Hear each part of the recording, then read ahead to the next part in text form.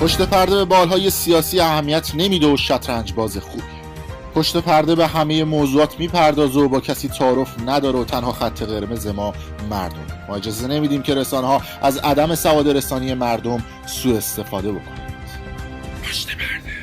مخاطبین از رسانه پشت پرده، سلام. بنده امیر فردین، خوشحالم که به همراه تیمم بار دیگه با یک برنامه پشت پرده دیگه با شما هستیم. امیدوارم که هر کجای این کره خاکی که هستید حال دلتون خوب باشه. با نزدیک شدن به انتخابات ریاست جمهوری 1400 کم کم داره درجه حرارت فضای سیاسی کشور داغ‌تر میشه. از اون طرف هم یه سری افراد سلبریتی و یک سری افرادی که حالا معروف و مشهور هستن، یا خودشون یا مدیر برنامه هاشون یا تهیه کننده هاشون دارن با یک سری مشاوران و افراد نزدیک به کاندیدهای ریاست جمهوری مذاکره میکنن برای اینکه از اونها در انتخابات 1400 ریاست جمهوری حمایت بکنن. به هر حال هر کسی که پول بیشتری بده بدون اینکه نگاه بکنن افکار اون طرف چی هستش، به کجا وصله، چه ایدئولوژی داره، میخواد چه کاری انجام بده، میگم پولو بده تا ما از شما حمایت بکنیم. تو طول سالهای گذشته افراد معروف و مشهور زیادی بودند که از یه سری کاندیدای ریاست جمهوری حمایت کردن. نمونهش رضا رشیدپور. سلامت میکنند جان را غلامت میکنند، رندان سلامت میکنند، جان را غلامت میکنند، مستیز جامت میکنند، مستان سلامت میکنند. در عشق گشتم فاشتر و از همگنان قلاشتر و از دلبران خوشباشتر، مستان سلامت میکنند. غوغای روحانی نگر، غوغای روحانی نگر، سیلاب طوفانی نگر، خورشید ربانی نگر، مستان سلامت میکنند، مستان سلامت میکنند. بله، حمایت رضا رشیدپور از آقای روحانی رو هم دیدیم. حالا با نزدیک شدن به انتخابات 1400 در محافل خصوصی، مخصوصاً تهیه کننده های موسیقی با یک سری از کاندیدهای ریاست جمهوری که حالا اسامی اونها فعلا محفوظ بمونه چون هنوز معلوم نیستش که آیا تایید صلاحیت بشن یا نشن، صحبت هایی صورت گرفته که اونم در مورد خودش جالب هست. رقم های عجیب و غریبی هم پیشنهاد شده، رقم هایی که هر کدوم از این خواننده ها خواستن بیش از 20 میلیارد تومان پول بوده برای حمایت از اون شخص مورد نظر. و عموما این خواننده های دوزاری درپیت هم نبودن، خواننده هایی بودن که در طول حداقل 3-4 سال گذشته آهنگ های مگاهیت یا به اصطلاح روزمره خودمون سوپر مگاهیت زیاد داشتن و حالا دارن باشون مذاکره میکنن که بتونن حمایت این افراد رو برای کاندیدای مورد نظر خودشون بگیرن. در طول سالهای گذشته هم داشتیم سلبریتی هایی که فقط فکر جیبشون بودن، فکر گرفتن امتیاز بودن. حتی یه عده‌ای از این افراد به صورت تیمی عمل میکردن، یعنی لیدری به اسم شریفی‌نیا داشتن یا امثال این آدم که این لیدر میومد 30-40 تا از بازیگرها رو میآورد. اون موقع گروه‌های واتساپی تشکیل میدادن، الان هم دارن این کار رو انجام میدن در حال حاضر و به اصطلاح باهاشون میبستن، میگفتن که همه با هم یه پست تلگرامی بذاریم، یا منظورم توی کانال تلگرامی هستش، یا یه پست اینستاگرامی بذاریم و حمایت بکنیم از این شخص. حالا میخواد طرف بنفش باشه، سبز باشه، صورتی یا سبز باشه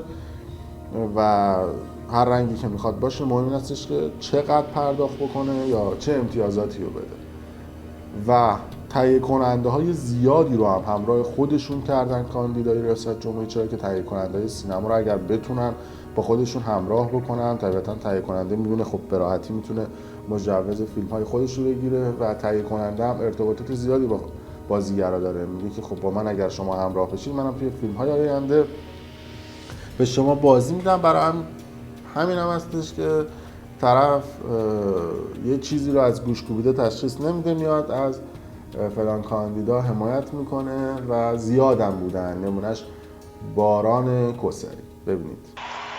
به احترام سید محمد خاتمی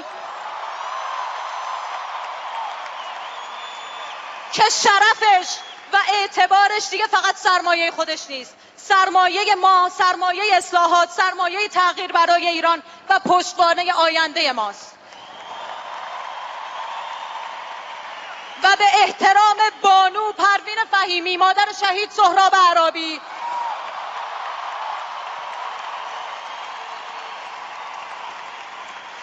که اونهایی که دستشون آغشته است به خون جگرگوشش با وقاحت بگه معذرت خواهی ساده بسنده کردن و با سر بلند کنار بقیه نامزدا راه میرن.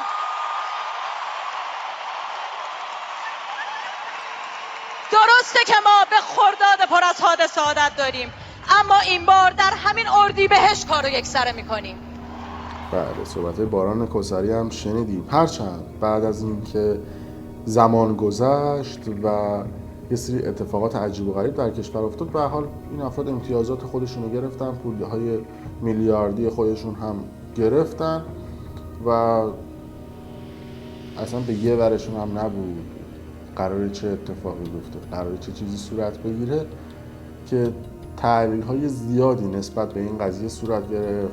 سلبریتی هایی که بعضاً پشیمون شدن و ابراز پشیمونی کردن، اما خب مد بوده در طول حداقل 16 سال گذشته، یعنی 4 دوره قبل ریاست جمهوری، که سلبریتی ها حضور پررنگی برای حمایت از کاندیدای مورد نظرشون داشتن. قطعاً منتظر باشید در سال 1400 این افراد مثل قارچ دوباره رشد بکنن و بدون اینکه ذره سواد و شعور سیاسی داشته باشن، بازم می‌بینیم که حمایت میکنن از سلبریتی‌های مورد نظرشون. این ویدیو رو ببینیم. هر ساله با آغاز تبلیغات انتخابات ریاست جمهوری از سوی کمپین‌های آنها تلاش می‌شود تا گروه‌های مرجع در جامعه را به سمت خود جلب و جذب کنند.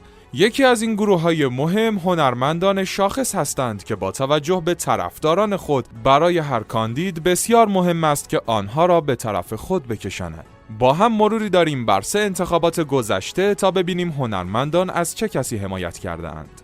در انتخابات 1388 دوگانه موسوی احمدی نژاد باعث شد هنرمندان زیادی به ستاد میرحسین موسوی بپیوندند.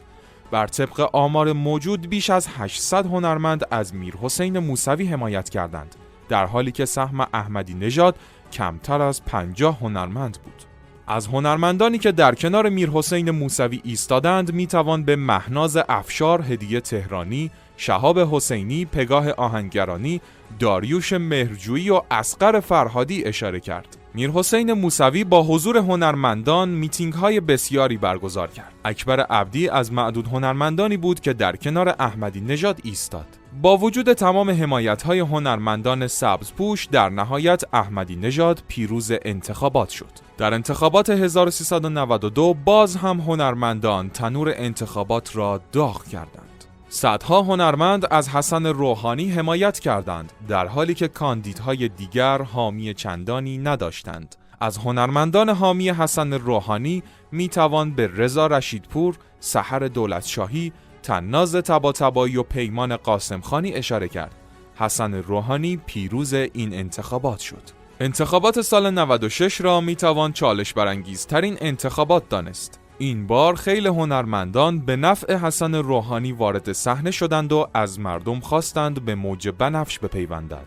از هنرمندانی که در این انتخابات از روحانی حمایت کردند میتوان به ترانه علی دوستی، بهار رهنما، شهاب حسینی، مهتاب کرامتی، حسن فتحی، باران کوثری، هستی مهدویفر و علی صادقی اشاره کرد. امیر نوری، الهام حمیدی، الهام چرخنده و سیما تیرانداز نیز از جمله حامیان جناب رئیسی بودند. حسن روحانی پیروز انتخابات شد، اما پشیمانی این حمایت برای هنرمندان ماند. بسیاری از آنها از حمایت از روحانی ابراز پشیمانی کردند. مهدی فخیمزاده، نوید محمدزاده، مهدی پاکدل، علی کریمی از جمله چهره‌های مشهوری بودند که از رأی خود به حسن روحانی اعلام پشیمانی کردند. حالا با اتفاقات رخ داده در انتخابات 96 باید دید آیا هنرمندان در انتخابات 1400 نیز از کسی حمایت خواهند کرد یا خیر. البته سلبریتی ها به این ویدیو محدود نمیشه. بله، دیدیم که در طول سالهای گذشته از زمان حمایت اکبر عبدی از محمود احمدی نژاد بگیر تا حمایت اصغر فرهادی و شهاب حسینی از آقای روحانی، باران کسری و همچنین سایر افراد دیگه، نوید محمدزاده و خیلی دیگه که بعدش هم ابراز پشیمونی کردن. اما نکته‌ای که وجود داره، ما در هیچ کجای دنیا به غیر از ایران انقدر حضور سلبریتی ها رو پررنگ برای حمایت از رئیس جمهور یا نماینده مجلس نمی‌بینیم. توی امریکا حالا یکی دو مورد بوده، اما تو ایران دیگه این شده اوج فاجعه دیگه. ولی خب این یه کاسبیه دیگه، یه سری افراد اینا رو فالو میکنن و یه نوع حمایت و پولیه که دور هم دیگه میخورن. اما خواهشاً اگر شما میخواید انتخاب بکنید، بازم تاکید میکنم اگر میخواید شرکت بکنید در انتخابات و انتخاب بکنید، حالا اونایی که شرکت نمیکنن بحثشون جداست، ولی اگر میخواید شرکت بکنید خواهشاً به حرف این سلبریتی های بی سواد گوش ندید، خودتون تحقیق بکنید. به حرف یه سری افرادی که خودشون رو اسطوره و الگو میدونن گوش ندید، خودتون تحقیق بکنید، رزومه هاشون رو بخونید و لیستی اصطلاح خودمون رأی ندید که بعدش این شخصی بیاد بالا بشه رئیس جمهور، بشه نماینده مجلس، بعدش خود همین مردم فوشش بدن بگن ای بابا عامل بدبختی و گرونی ما این آدمه. و فقط هدفم از ساخت این ویدیو این بودش که خواهشاً یه مقداری منطقی انتخاب بکنیم همه با هم. اگر میخواید انتخاب کنید، اگر میخواید شرکت بکنید، بازم میگم اونایی که اصلا دوست ندارن شرکت بکنن نظر خودشونه و جو زده عمل نکنید نسبت به این موضوعات. و دوست دارم که نظراتتون رو بگید و کامنت بذارید برامون و بگید که شما اگر بخواید انتخاب بکنید چجوری انتخاب میکنید. یک کاندید رو اگر هم نخواهید شرکت بکنید دلیلتون چی هستش. مرسی که تا این لحظه با ما همراه بود. اگر دوست داشتید کانال یوتیوب برنامه پشت پرده رو سابسکرایب کنید، ویدیو رو لایک کنید و برای دوستان خودتون به اشتراک بذارید. ممنون.